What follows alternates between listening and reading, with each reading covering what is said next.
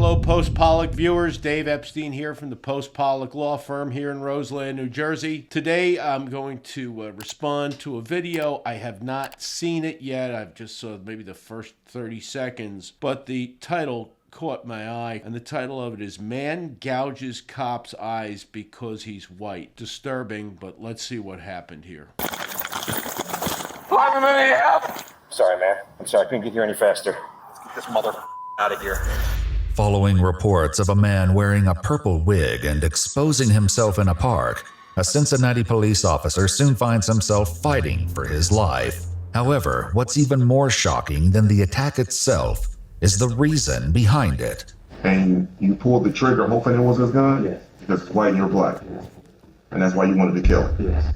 The following is based on official police records, and the footage has never been seen before until now. On July 23, 2023, at 7:07 a.m., the police department in Cincinnati, Ohio, was contacted by a distressed man at the Sawyer Point pickleball courts. Cincinnati 911. There's a guy here. I don't know what his deal is, but he's got a purple wig on, a red holster hoodie. He's following me. He's standing and staring at me. I think he's trying to pull out his and we keep trying to leave, and he keeps trying to chase us. Cops are coming, dude. Get back. Listen to me. I can't leave. Like, he's standing here. He won't let us leave. We're cornered in a corner. We need someone here now. Oh, he's coming towards us. He's literally coming. Now he's running. He's just literally standing there staring at us. And if I move to the left, he moves to the left. If I move to the right, he moves to the right. Dispatch informs the caller that an officer, Terry McGuffey, is on his way. Oh, here he is. Here he is. The officer is going down to talk to the guy. What's going on? Black girl, she was like 50 years old. He said he was in a pattern, right? Nah, it was some physical symbolism. So I stepped behind him. Nah, I kept moving. I moved left hand right there, so he kept moving to the left. Like he was trying to fix on me. I moved forward, trying to punk me out. So Trying to punk you out? Yeah, so I did it back to him. Okay. With me, I angled him out. So the black girl, she laughed at him. She's in a pattern. If I do anything about it. The 911 caller can be seen in the background, finally making an escape now that an officer has arrived. However, while things are currently cordial, they're about to take a devastating turn. What's your name? Brandon. Brandon what? Brandon D. Kidborn. What is it? Brandon D. Kidborn. Okay. So what are you doing down here, Brandon? Oh, I hanging out drinking water. Okay. The man identifies himself as 34-year-old Brandon Claiborne. You on any medication, Brandon? Yes. I didn't give me an American name. They said. Did you pull your wiener out? No, I didn't. Okay. You know what exposing is? Oh yeah, I'm about to. My under. I need new under. They didn't give me money for it, so I get new Did you do that? Oh no, I didn't. Oh yes, I did because I felt like it. You said you did. Because I felt like it. You felt like it? Like never seen my nigga. Huh? Just stay down there. Stay down there.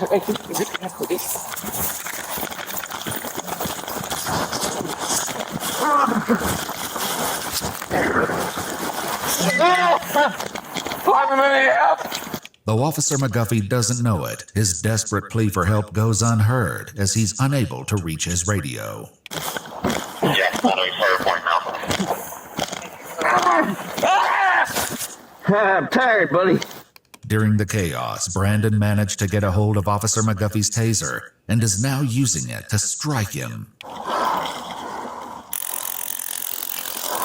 6111. I need your help. Following this second cry for aid, help arrives in the form of Officer Hageman. Okay. Drop the taser now. Do it. Get on the ground. Get on the ground. Do it now. Get on the ground. Get on the ground. Put your hands behind your back. Do it now. Don't you move. 6119. Expedite an ambulance to my location. Ambulance, supervisor here. Okay. 6120. Don't you move. Don't you move. Seeing that Officer McGuffey is bleeding profusely from his head, Officer Hageman attempts to cover the wounds with his shirt. Roger. 5111, were you headed that way as well? That's right. Keep breathing. Gouges 120. I'll just stop it for a moment here, folks. This demonstrates a lot of things, and one of them is how dangerous it is to be a police officer. I know in some cases we look at the actions of law enforcement and say, tisk, tisk on you. But always keep in mind that it is the police officer who goes out there and has to deal with crazy people like this. Not you, not me, and it's their job, and they willingly do it. And here he was trying to be, he sounded like he was being as professional as possible. He did not have his gun out. He did not really act in a threatening manner, the police officer, but this guy who was babbling incoherently, I mean, he sounds like maybe he's schizophrenic or something is wrong with this guy, quite obviously. But he attacked the officer and took him by surprise. Was there something the officer should have done under police procedure that would have prevented this? I don't know. He told him to keep his distance, but a big guy charges at you out of the blue. You don't know what's going to happen. If the police officer had his gun out or his taser out and he shot him and killed him or tased him and the guy has a coronary and died, guess who's going to be called on the carpet and he's going to be crucified in the press? The police officer. Now this poor guy is down. I mean, the guy was beating him with the taser. I mean, this is a scary guy. But let's watch a little bit more and we'll find out what happened to the officer. We already got an idea from the title, but let's see. Hey guys, I got more cars coming. Do me a favor and direct them back to me. More police cars coming in the ambulance. All right, you responding also? I couldn't. Thank you. Please go to the rest. You need to get him some help. I couldn't get to my gun. Sorry, man. I'm sorry. I couldn't get here any faster. I tried to reach for my gun. He was chasing me. He tried to tear my eyes out.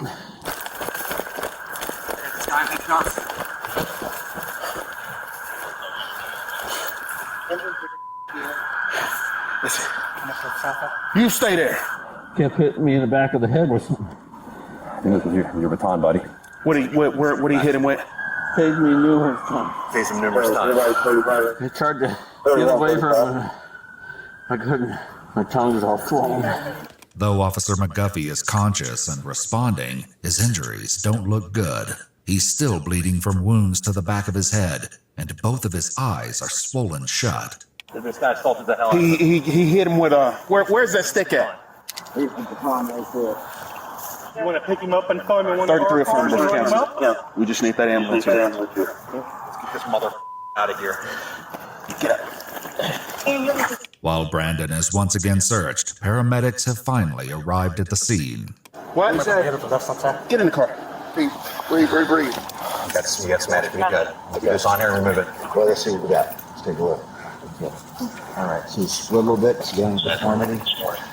He just kept hitting me. Okay. You conscious? You know who you are, where you are, and all that kind of stuff, Yes, right? sir. Yes, sir. Okay, good. He's been talking with me the whole time. All right, good. All right. Someone grab the middle. Get out of the way. Gun, baton, flashlight. This is the guy from last night. Yes. Yes, it is. With the purple hair they were talking about. Yes. Didn't get to his gun in time. He said he was on top of him. He said the guy started hitting him in the head, tried to gouge his eyes, tased him several times, and was hit with his baton.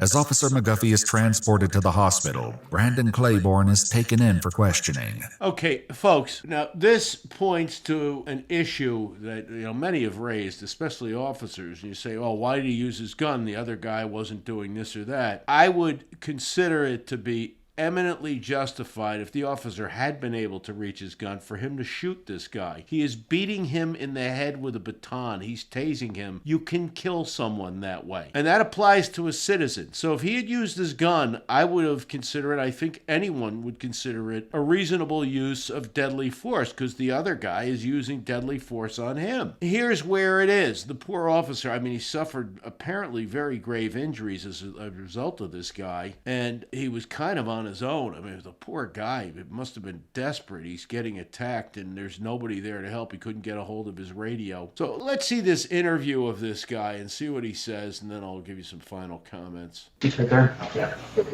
Take a seat in the chair.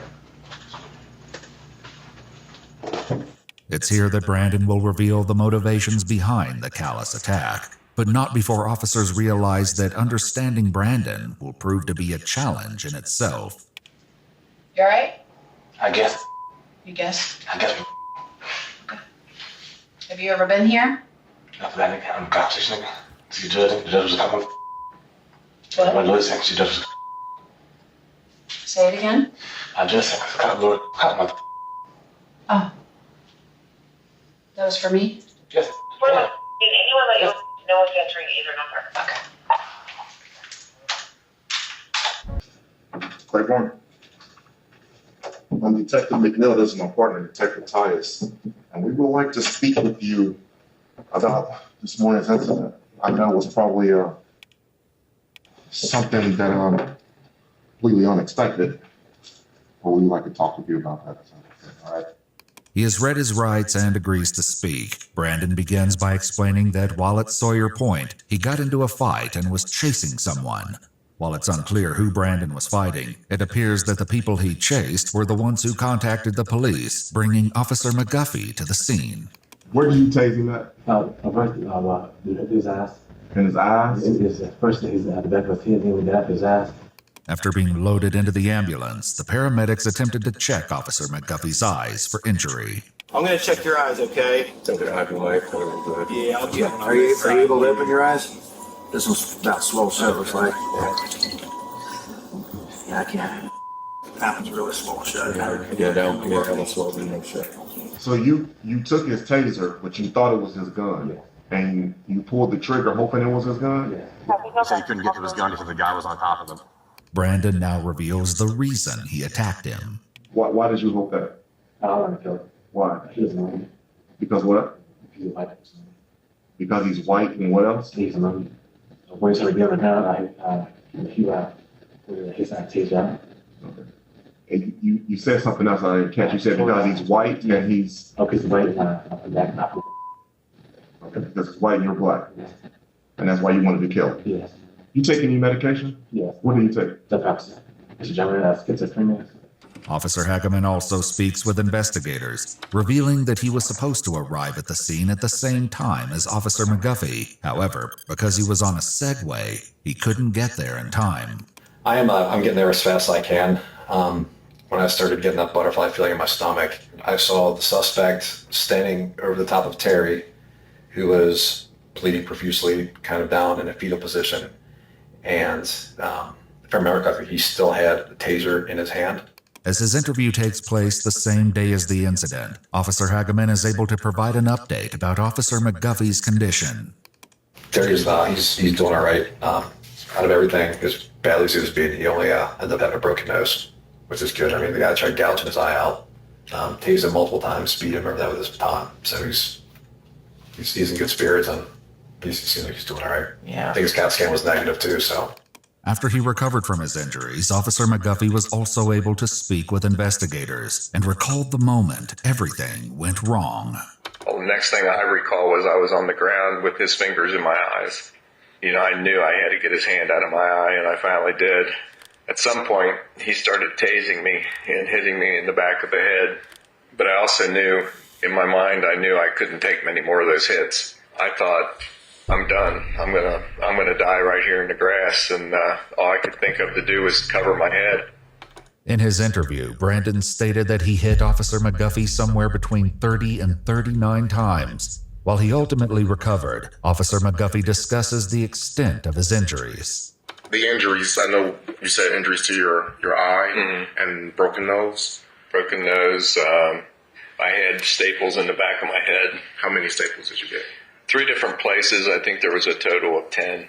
What do you think should happen to you? Go to my dad's house and back, please. You should think you should go to your dad's house. My dad's house. Yeah, you think you should go to your dad's house, and you think you were right in that. Yeah. Despite his insistence that being sent to his dad's house was an appropriate punishment for his actions, Brandon Claiborne was indicted for 2 counts of aggravated robbery, 1 count of attempted murder, and 2 counts of felonious assault. He was found guilty and sentenced to 22 to 27.5 years in prison and was classified as a violent offender. He has appealed his sentence. Okay, folks, I wanted to let that one run out and play out. A few things there. It's interesting. We already got the conviction and sentence in. Let's start with this fact. When you hit a police officer, it's not just an assault. You just doubled your penalty. I mean, it enhances greatly. It's aggravated assault when you hit a police officer. When you hit anyone 80, 30, 39 times with a baton, it's aggravated assault and maybe even attempted murder. I would say it's attempted murder. I don't disagree with that. There is also, depending on the state, this was in Cincinnati. I'm not sure about Cincinnati or Ohio's hate crime laws. They've been challenged in many respects. But hate crime laws enhance the penalty or can be considered a separate crime in and of itself. See, meaning the act you committed was done for racial reasons, ethnic reasons, whatever, and therefore it's a separate crime, or it's considered an enhancement or a more aggravating circumstance for purposes of penalizing you, sentencing you. I mean, this guy said he did this because the guy was white. You know, folks, racism works both ways. You know, I've commented when there's racism against minorities, etc., but racism against whites is unacceptable too, and that is a hate crime, and it should be. Weighing against all that, I am just surprised. I don't know what happened with the procedure. This guy, I assume, probably, he doesn't look like he comes from a ton of money, had a public defender, but this would have been a case where I was thinking insanity defense would have been posed. Maybe it was. I mean, this guy, I said he sounds schizophrenic, and he later admitted that was his diagnosis. But to me, this guy was out of his mind. Not that it justifies it, not that he should be walking the street. Just so you understand, when somebody commits a heinous act like that, a murder, an attempted murder, and this is a heinous act, he is a danger to everyone around him. Just because they're found insane, they're mentally incompetent to stand trial, or they were mentally incompetent to form what they call the mens rea, the state of mind required to commit a criminal act. It doesn't mean they say, okay, well, he's not guilty by reason of insanity, he walks free. No, they will put you in a state psychiatric facility until such time as you do not pose a threat. And let me say this, you could end up spending as much time there, if not longer, than you would under a prison sentence if you are that dangerous. And I don't see this guy being deemed not dangerous. I think whatever happened, he got 22 years. If he wasn't deemed insane, does he deserve that? Yeah, at least. What he did to that police officer.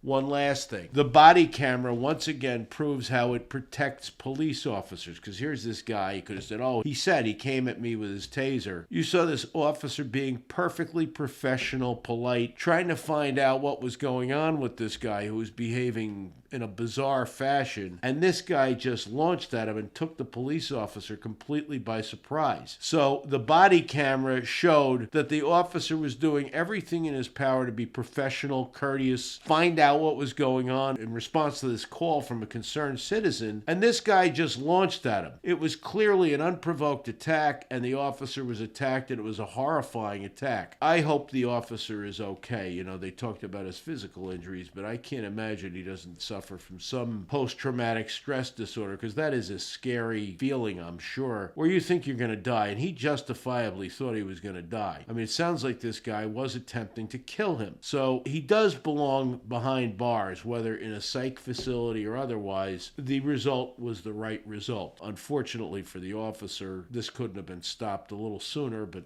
listen, the guy with his backup was on a Segway. I guess they use those in parks, and they don't go too terribly fast. I felt bad for that officer, too, who was trying to help his fellow officer. But I hope Officer McGuffey is okay. I wish him well. I hope you learned something from this video. I hope you enjoyed it, and please tune in next time. Please hit like and subscribe, and please leave your comments. This is Dave Epstein signing off for the Post Pollock Firm. Thanks.